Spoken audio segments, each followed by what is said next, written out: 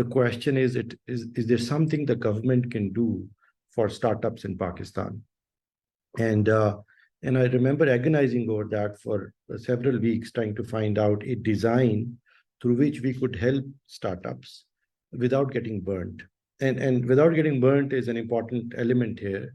Of course, one works with taxpayers' money in a country like Pakistan, where things can be quite treacherous when you are dealing with taxpayers' money. So the question was to put together a design that that scales, a design that's safe to execute with public sector money, and a design that solves a critical problem in this ecosystem of tech startups. So in 2012, we put together this incubator. At the time, it was literally one floor in the Alpha Tech Park. If some of you've been there, you would know. It was the 9th floor. And we called it Plan 9 for various reasons, but my reason was one, that was on the 9th floor. So that was the obvious reason. But the other reason was that with some of you may have a tech background, I have a operating systems background. That's what most of my research used to be. And there was an operating system that AT&T wrote called Plan 9, which was a reimagination of the Unix operating system, and the first one, a radical reimagination. So that's where the name Plan 9 came from, in case you were wondering.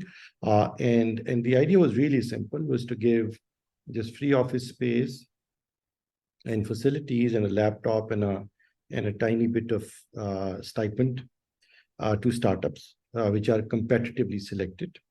Give them an incubation cycle, and with a clear finish line, so they don't meander along. They come in, they build a product, they succeed or fail, and kind of operate at that pace.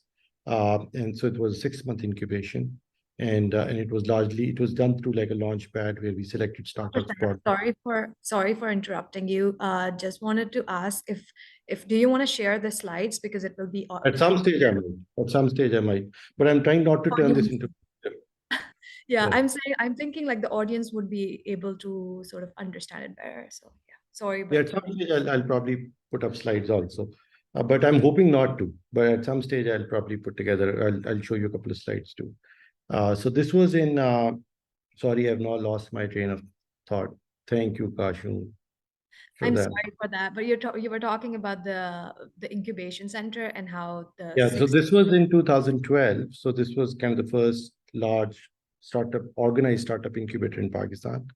And we didn't really do much. We just made it competitive. We got all the industry involved, and we gave people a facility where they could come and kind of build clickable prototypes of their ideas. And that's what Plan 9 was. But based on the same architecture, we now have about 85 incubators in the country, out of which I think 10 or 12 are government-backed startup incubators, each one offering a 6-month incubation cycle, very similar model, some space and for startups to come in and do what they do. And because of that, I think we have about 4,000 odd startups in the country, and several hundred are investable, from what I can tell, in things that are obvious to do in a country like Pakistan.